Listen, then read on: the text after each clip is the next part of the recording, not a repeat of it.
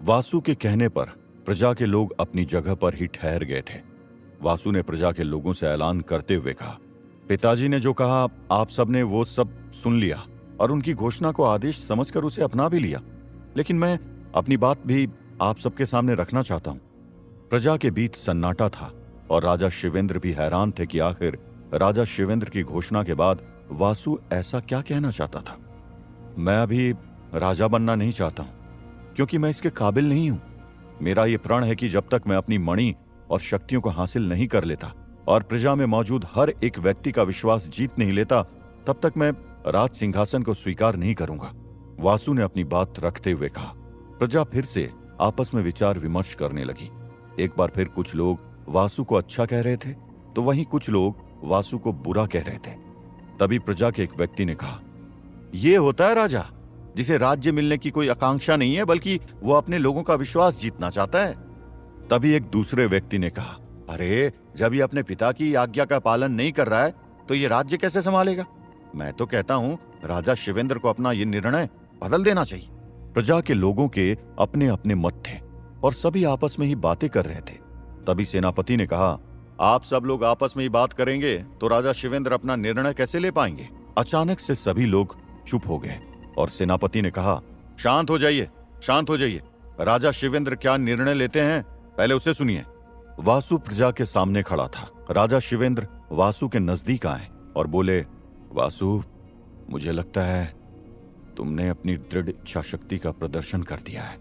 क्या हुआ अगर तुम्हारे पास कुछ अनोखी शक्तियां नहीं है? क्या हुआ तुम्हारे पास कुछ ऐसी शक्तियां नहीं है जो तुम्हें आम इंसान से ज्यादा शक्तिशाली बनाती है, लेकिन फिर भी तुम्हारे पास बुद्धि है, तुम्हारे अंदर प्रजा को लेकर प्यार है, तुम्हारे अंदर लोगों की चिंता है, तुम किसी का भी बुरा नहीं चाहते हो, तुम लोक लाभकारी नीति बना सकते हो और तुम अपनी सेना और प्रजा का प्रतिनिधित्व कर सकते हो। मुझे लगता है इंद्रपुरम राज्य को तुमसे ज्यादा काबिल राजा नहीं मिल सकता है। वासु चुपचाप अपने पिता की बात सुन रहा था, लेकिन उसने मन ही मन ये ठान लिया था कि जब तक वो मणि को हासिल नहीं कर लेगा वो राज्य सिंहासन को स्वीकार नहीं करेगा।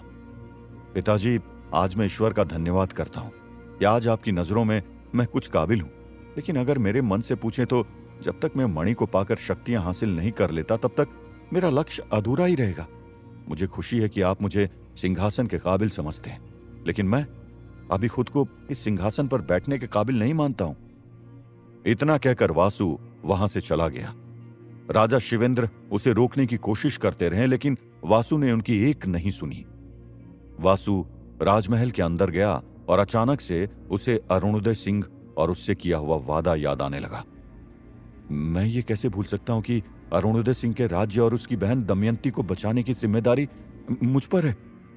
वासु मन ही मन ये सब सोच रहा था कि तभी राजा शिवेंद्र ने पीछे से वासु के कंधे पर हाथ रखते हुए कहा, इस तरह से प्रजा के बीच में से चले आना सही नहीं है वासु। मैंने जो किया मैं उसके लिए क्षमा मांगता हूं पिताजी। वासु ने हाथ जोड़ते हुए राजा शिवेंद्र से कहा, इसमें हाथ जोड़ने की कोई जरूरत नहीं है वासु, लेकिन मैं बस इतना चाहता हूं कि तुम मेरी बात मान लो और अब ये मणि को पाने का प्रयत्न करना बंद करो।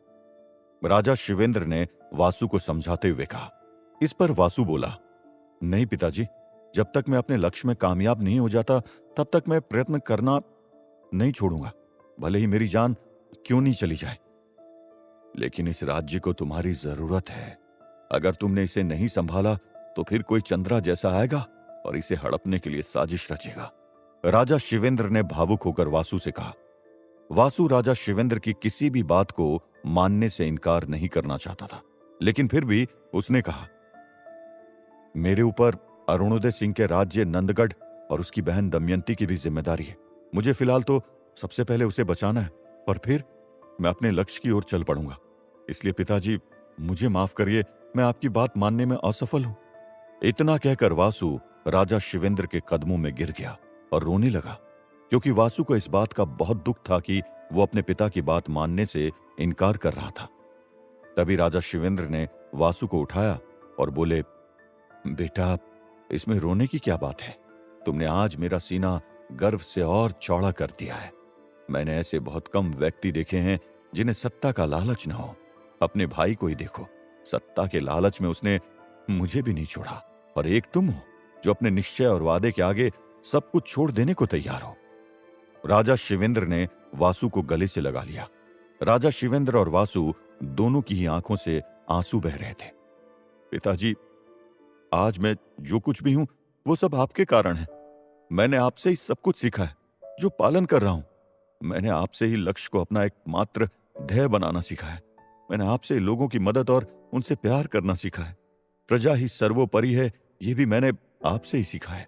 और किसी को दिए गए वादे को कैसे निभाना है, ये भी मैंने आपसे ही सीखा है। वासु की बात सुनकर राजा शिवेंद्र वासु को स्नेह में चूमने लगे। कुछ देर बाद वासु ने कहा, पिताजी, अब मुझे आदेश दीजिए, क्योंकि मुझे अब नंदगढ़ के लिए निकलना होगा।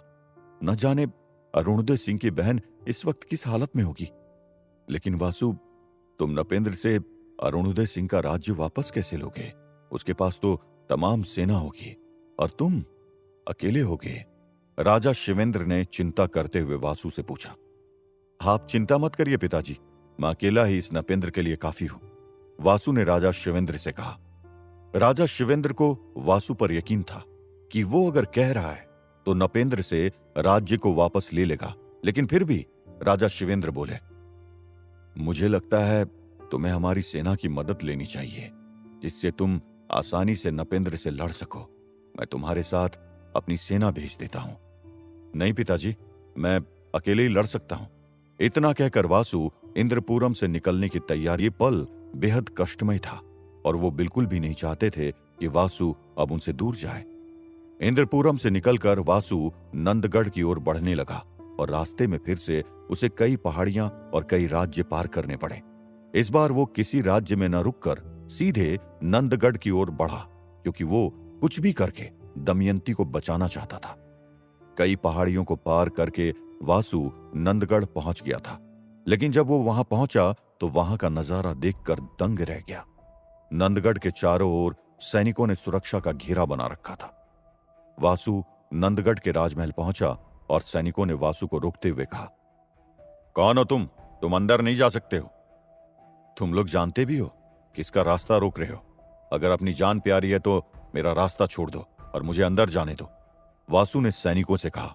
तमाम कोशिश के बाद भी वासु को अंदर नहीं जाने दिया जा रहा था। तभी अचानक से वहां पर नपेंद्र का सेनापति मोहनराज आ गया, और जब उसने वासु को देखा तो सैनिकों से बोला, अरे तुम्हें होश भी है? तुमने किसका रास्ता रोका है? यह इंद्रपुरम राज्य के राजकुमार वासु हैं। सेनापति मोहनराज के कहने पर सैनिकों ने वासु को अंदर जाने दिया। मोहनराज पहले से ही वासु को जानता था, क्योंकि वासु के पिता शिवेंद्र ने एक युद्ध में सेनापति मोहनराज की जान बचाई थी। सेनापति ने वासु को अपना परिचय देते हुए कहा, मेरा नाम मोहनराज है। भले ही आप हमें न जानते हो, लेकिन हम आपको जानते हैं। आपके पिता शिवेंद्र के कारण ही मुझे जीवन दान मिला था। लेकिन आप अचानक इंद्रपुरम छोड़कर नंदगढ़ क्यों आए हैं? वासु ने अपने आने का कारण बताते हुए मोहनराज से कहा, मैं यहां नपेंद्र की बुरी नजर से दमयंती और नंदगढ़ की रक्षा के लिए आए हैं। अब अगर नपेंद्र ने मेरी बात नहीं मानी तो मुझे उससे युद्ध करना ही होगा। राजकुमार वासु, मुझे नहीं लगता अब इतनी आसानी से राजा नपेंद्र ये राज छोड़ेंगे, सेनापति मोहनराज ने वासु से कहा। सेनापति की बात सुनकर वासु बोला, अगर नपेंद्र मेरे समझाने से नहीं मानेगा तो फिर मैं उस पर हमला करूंगा, क्योंकि मुझे मित्र अरुणोदय का राज्य इस नपेंद्र से वापस हर हाल में वापस लेना है। सेनापति मोहनराज समझ गया था कि वासु अपने इरादों का पक्का है। नपेंद्र के सेनापति का कई अन्य युद्धों में इंद्रपुरम के राजा शिवेंद्र से सामना हो चुका था। आज राजा शिवेंद्र की छवि मोहनराज को वासु में दिख रही थी। मोहनराज ने वासु से कहा, मैं जानता हूं अगर आपने कुछ निश्चय किया है तो आप उसे जरूर पूरा करके ही मानेंगे, लेकिन जब से राजा नपेंद्र ने नंदगढ़ राज्य को जीता है तब से उसका आत्मविश्वास प्रबल हो गया है, और अब तो वो अन्य राज्य पर भी कब्जा करने की बात करने लगे हैं। सेनापति मोहनराज की बातें सुनकर वासु के मन में एक शंका जाग उठी, और वासु ने मन ही मन सोचा, सेनापति मोहनराज अपने ही राजा नपेंद्र के बारे में इस तरह से बातें क्यों कर रहा है? आखिर इसका मकसद क्या है? शंका जताते हुए वासु ने नपेंद्र से पूछा, आखिर तुम नपेंद्र के खिलाफ बात क्यों कर रहे हो, जबकि तुम तो उसके सेनापति हो ना? वासु की बात का जवाब देते हुए मोहनराज ने कहा, क्योंकि राजा शिवेंद्र सिंह के मुझ पर बहुत से एहसान हैं। एक बार की बात है, जब इंद्रपुरम पर महेंद्र प्रताप आक्रमण कर दिया था। उस समय मैं महेंद्र प्रताप की सेना में था। मुझे जबरदस्ती युद्ध में धकेला गया था और तब मेरी उम्र मात्र 20 वर्ष थी। जब सभी सैनिक लगभग मर चुके थे तो आपके पिता को मुझ पर दया आ गई और उन्होंने मेरी जान बख्श दी थी। आपके पिता राजा शिवेंद्र जैसा राजा शायद इस दुनिया में कहीं होगा। वहीं नपेंद्र जैसे राजा हर राज्य में मौजूद है, जो सिर्फ प्रजा को लूटना जानते हैं, उसे देना नहीं जानते। मेरी कुछ मजबूरी है जिसके कारण मैं आज राजा नपेंद्र के साथ हूं, लेकिन मेरा मन कभी भी नपेंद्र की गलत नीतियों का साथ देने तैयार नहीं होता है। वासु सेनापति की बात ध्यान से सुन रहा था। तभी सेनापति मोहनराज ने अपनी बात जारी रखते हुए कहा, एक सेनापति होने के नाते मैंने कई राज्यों के राजा देखे हैं। ज्यादातर राजा सिर्फ स्वार्थी ही होते हैं। अपने फायदे के आगे उन्हें प्रजा और यहां तक कि खुद अपने लोग भी कोई मायने नहीं रखते। नपेंद्र भी उन्हीं राजाओं में से एक है। तुम सही कह रहे हो मोहनराज।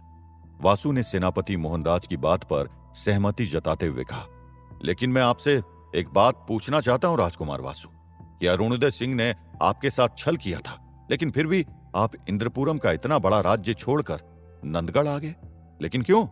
सेनापति ने वासु से कहा, मैं तो अपने दोस्त अरुणोदय को किया हुआ बस वादा निभा रहा हूं।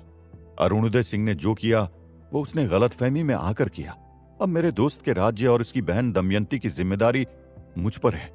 मैं इतना गिरा हुआ तो नहीं हूं जो दोस्त के जाने के बाद उसकी बहन को मुसीबत में छोड़ दूं। मैंने अरुणोदय को दोस्त माना था, अब मरते दम तक अपनी दोस्ती निभाऊंगा। सेनापति मोहनराज ने वासु को प्रणाम किया और कहा, चलिए मैं आपको नपेंद्र तक पहुंचा देता हूं, लेकिन संभल कर, अगर नपेंद्र ने हमें साथ देख लिया तो बहुत बड़ी मुसीबत हो जाएगी। वासु और सेनापति मोहनराज महल में प्रवेश करने लगे तभी मोहनराज ने वासु से कहा, आपके पिता का जो एहसान मुझ पर है उस हिसाब से मैं जितना भी आपके लिए करूं वो कम है, लेकिन माफ करिएगा, मैं आगे आपकी कोई मदद नहीं कर पाऊंगा, क्योंकि मैं नपेंद्र का सेनापति हूं और उसके प्रति मेरे भी कुछ आदर्श और नियम हैं। अपने ही राजा के विरुद्ध जाना मेरे लिए राजद्रोह होगा, इसलिए मैं पहली और अंतिम बार आपकी मदद कर रहा हूं। वासु को सेनापति मोहनराज नपेंद्र के सामने पेश करने ही वाला था कि तभी चंद्रा नंदगढ़ राज्य में आ गया और मन ही मन बोला, ये राज्य भी कुछ छोटा नहीं है, अब से मेरा शासन यही होगा। इतना कहकर चंद्रा राज्य के चारों ओर देखकर हंसने लगा। क्या अब चंद्रा भी नंदगढ़ पर कब्जा करने की कोशिश करेगा? क्या नपेंद्र आसानी से नंदगढ़ राज्य छोड़ देगा? क्या वासु नंदगढ़ और दमयंती को बचा पाएगा? वासु कहीं इन सब उलझनों में फंसकर अपना लक्ष्य तो नहीं भूल जाएगा? वासु अकेले ही चंद्रा और नपेंद्र से कैसे लड़ेगा? जानने के लिए सुनते रहिए श्रापित राज।